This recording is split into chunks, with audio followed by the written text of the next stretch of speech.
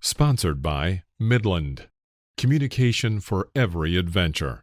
The industry leader in radio communication technology and innovation for over 50 years. Sponsored by MYMEDIC. Sponsored by Tembo Tusk. Sponsored by Trail Rated Coffee Company. Sponsored by CK Knife and Tool. Always remember, the opinion you follow should be your own. Just consider the things stated here to be a second opinion from a complete stranger online.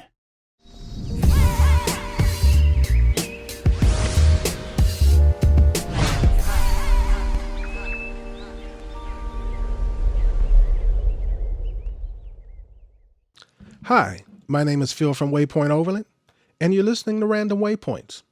All right, so here we go. Welcome to another episode of the Random Waypoints podcast. We'll be doing an episode every week, so like, share, and subscribe.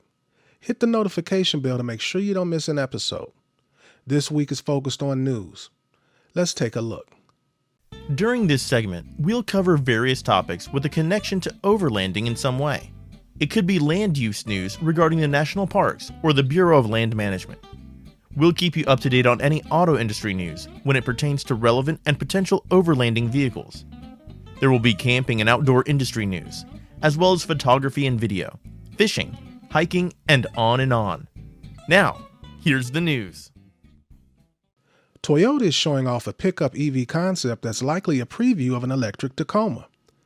It's also, in my opinion, appears to be based on the Tacoma midsize truck, judging by its design and its size compared to the compact cruiser EV off-road SUV parked next to it. Bringing an all-electric vehicle pickup truck to market is something Toyota needs to do ASAP given the buzz surrounding the already available Rivian R1T and other upcoming launches including the GMC Hummer EV, Ford F-150 Lightning, Tesla Cybertruck, and the Chevrolet Silverado EV. Now, the pickup EV name Toyota slapped on its concept is just a working name, so we can expect the production model to sport a different nameplate, possibly Tacoma EV. Speaking of the Tacoma, the concept truck Toyota unveiled has similar headlights, a smaller closed-off grille, and a similar front bumper to the 2022 Tacoma TRD Pro. We don't get to see the rear end, but the profile appears identical. As with all concepts unveiled, the interior design of the Toyota pickup EV remains a secret for now. We suspect that because the electric version will share the cabin with the redesigned 2023 Tacoma set to arrive next year. Toyota's pickup EV concept confirms previous reports about the Japanese carmaker preparing to launch an electric pickup in the near future. At the Shanghai Auto Show in April, Toyota confirmed it would bring hybrid and battery electric powertrains to its pickup truck lineup. The automaker did not say which specific nameplates will have an electric variant, but there really are only 3 suspects.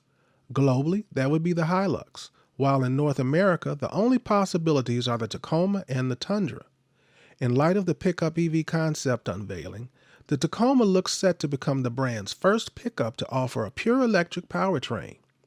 If that turns out to be the case, the Tacoma will be one of the first electric midsize pickups in the U.S., assuming Toyota won't delay its launch for too long. Plan for needing a reservation to enter Glacier National Park in 2022. If Glacier National Park in Montana is on your 2022 vacation plans, you can expect to need a reservation to reach the heart of the park along the Going to the Sun Road, as well as the North Fork area during the high summer season. This will be the second year of the pilot ticket system in the park designed to manage high traffic volumes within the park and avoid gridlock. In 2022, the reservations are expected to be needed between May 27th and September 11th.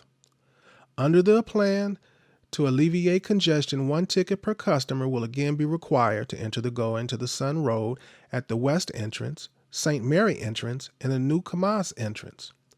In 2022, a ticket per vehicle will also be required at the Pole Bridge Ranger Station to visit the North Fork area of the park. The Going to the Sun Road and North Fork tickets will be 2 separate tickets. The park anticipates a portion of tickets becoming available by early March. Like last year, visitors will need to set up an account on recreation.gov to obtain tickets. Although the park does not charge for the tickets, recreation.gov charges a $2 non-refundable service fee. Tickets will not be required at the St. Mary entrance prior to the full opening of the Going to the Sun Road, typically in late June. Once snow removal and road preparations are complete and the road opens to vehicle traffic to Logan Pass, tickets will be required at the St. Mary entrance through September 11, 2022. The park will offer 3-day tickets for Going to the Sun Road rather than the 7-day ticket offered last year, and 1-day tickets for the North Fork. The Apgar and Sprague Creek campgrounds will require advanced reservations, in addition to Fish Creek and St. Mary campgrounds. Reservations will be available on recreation.gov on 2022. Rising Sun and Avalanche campgrounds will remain first come, first served. The park anticipates all campgrounds to be operating in 2022. In addition to the ticket, each vehicle entering the park is required to have an entrance pass for any entry point into the park. These passes could include any of the following: a $35 vehicle pass, good for 7 days, a valid interagency annual lifetime pass, or a Glacier National Park annual pass. Additional details about the ticket system are still in development. The park website will provide updates as more information becomes available.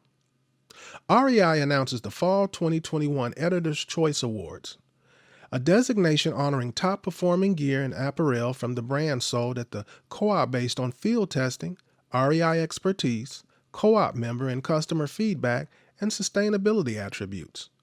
Products recognized include both time-honored standouts and the latest innovations to hit shelves at REI. Our Editor's Choice Awards are one of the many ways the co-op helps people find great gear for all the ways they recreate, said Michelle Flandreau, managing editor at REI. We're thrilled to recognize our next round of award winners, which include protective gaiters and versatile trekking poles. As we head into fall, these products are well suited to help people spend time outside, even when the days are short and the weather is wet and cold. This fall's recipient of REI Co-op Editor's Choice Awards includes the following. We have the Big Agnes Echo Park 20. REI states, "This sleeping bag is comfy, warm, and spacious, and will satisfy most car campers in the market. A standout in our round-robin inclusive size sleeping bag test, the Echo Park 20 should keep sleepers toasty in sub-freezing conditions and measures 80 inches around the shoulders and 74 inches around the hips. It's more affordably priced, too." We also have Outdoor Research Crocodile Gore-Tex Gaiters. For ultimate protection, hikers and mountaineers should reach for the time-tested Crocodiles, the top performer in our Gaiters field test. A tester added, "These gaiters are knee-high and made of ridiculously tough nylon. Water, snow, grit, and debris stand no chance." Also on the list, REI Co-op Traverse Trekking Poles. These versatile trekking poles were the best all-around performers in their field test. The Traverse trekking poles are adjustable up to 140 centimeters and telescope down for easy packing and storage when not in use. The huge size range should satisfy everyone in the family, while thoughtful details like an oversized grip and padded wrist strap enhance comfort. The Traverse trekking poles come with hiking and powder baskets, so you can use them year-round.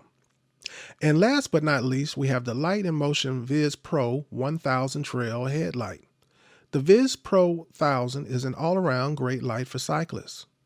It's bright enough for mountain bikers to use on single track and has traffic-friendly red side lights and a low profile that please road and casual riders. Lightweight, yet boasting 1,000 lumens and enough battery to beat the dark home, this little light earned frequent placements on the handlebars of REI Co-op member testers. REI recognizes these products as top performers in a head-to-head round-robin test. Product reviews on REI.com and customer feedback along with sustainability attributes based on REI product include REI employees and co-members from across the nation who evaluate everything from a product's usability to its features in a variety of climates, terrain, and weather. They report back on their experiences with qualitative and quantitative data collected along the way. Gear considered must be sold at the co-op. There is no set time of number of recipients that may receive this accolade. Products are continually tested and can be recognized with an REA Co-op Choice Award designation anytime through the year. A list of past award winners can be found on their website. Gear considered must be sold at the co-op. There's no set timing or number of recipients that may receive this accolade. Products are continually tested and can be recognized with an REI Co-op Editor's Choice Award designation anytime through the year. A list of past award winners can be found on their website. Ford Bronco Sport becomes first vehicle to feature parts made of 100% recycled ocean plastic. Ford adds to its legacy of using sustainable materials in its vehicles and becomes the first automaker to use 100% recycled ocean plastics to produce car parts. Wiring harness clips in the Ford Bronco Sport are the first of many of the company's plans to produce using discarded plastic fishing nets. Ocean plastic is collected by workers in the Indian Ocean and Arabian Sea, promoting healthier marine life, reducing landfill waste, and providing jobs. Recycled plastic provides a durable, low-cost material that is comparable to petroleum-based plastics at 10% cost savings and requiring less energy to produce. Wiring harness clips in Ford Bronco Sport models are made of ocean-harvested plastic, commonly referred to as ghost gear. The small parts represent a large first step in the company's plan to produce other parts of recycled ocean plastics on other models. Up to 13 million metric tons of plastic entering the ocean from land each year, threatening marine life and polluting shorelines, according to Pew Charitable Trust, a global, non-governmental organization. Plastic in the ocean also comes from the fishing industry, which has come to rely on plastic fishing nets and other equipment because of the durability, lightweight, buoyancy, and low cost of the material. Those same qualities contribute to creating ghost nets, a fatal and growing threat to marine life. Ghost gear compromises nearly 10% of all sea-based plastic waste, entangling fish, sharks, dolphins, sea turtles, seals, and birds. Invisible to vehicle occupants, the Bronco Sport wiring harness clips, which weigh about 5 grams, fasten to the sides of the Bronco Sport's second-row seats and guides wires that power side curtain airbags. Despite spending time in salt water and sunlight, the material is as strong and durable as petroleum-based clips, Ford testing shows. Spurring jobs creation throughout the development process, the plastic materials collected from the Indian Ocean and Arabian Sea by DSM Engineering Materials. Items produced using plastics collected from the ocean include a wide range of consumer goods, but not until now have automotive parts been on that list. The process begins with DSM harvesting discarded nylon fishing nets. The plastic is washed of salt water, dried, and extruded to form small pellets, which are then injection molded by supplier HellermannTyton into the desired clip's shape. Ford is already planning additional parts using recycled ocean plastics, including transmission brackets, wired shields, and floor-side rails, all stationary parts with strength and durability demands that the material can meet or exceed. As a global leader in cable management innovation, HellermannTyton strives for eco-friendly ways to pave the path to a more sustainable future, said Anesia Peterman, HellermannTyton's automotive product manager. Developments like this do not come easy, so we're proud to collaborate with Ford in support of a unique product solution that contributes to healthier oceans. Ford F-Series is the best-selling truck for the 45th year in a row. Congratulations, Ford. Montana seeks to end protection for glacier area grizzlies. Montana is asking the U.S. Fish and Wildlife Service to lift threatened species protection for grizzly bears in the northern portion of the state, including areas in and around Glacier National Park, officials said. The request, if granted, would open the door to public hunting of grizzlies in Montana for the first time in 3 decades. It comes after bear populations have expanded, spurring more run-ins, including grizzly attacks on livestock and periodic maulings of people. Removing federal protections would give state wildlife officials more flexibility to deal with bears that get into conflicts, Montana Governor Greg Gianforte said. But wildlife advocates warn of overhunting if protections are lifted. Northwest Montana has the largest concentration of grizzlies in the lower 48 states, with more than 1,000 bears across the Glacier National Park and nearby expanses of forested wilderness, an area known as the Northern Continental Divide ecosystem. In March, U.S. government scientists said the region's grizzlies are biologically recovered, but need continued protection under the Endangered Species Act because of human-caused bear deaths and other pressures. Hunting of grizzlies is banned in the U.S. outside of Alaska. Bears considered problematic are regularly killed by wildlife officials.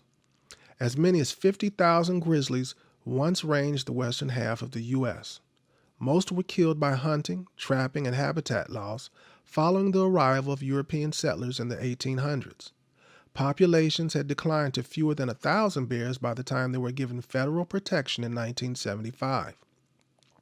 Wyoming Governor Mark Gordon said he will ask the federal government to remove protections for Yellowstone region grizzlies and permit the region's 3 states to manage and potentially allow hunting of the big Bruins in certain areas.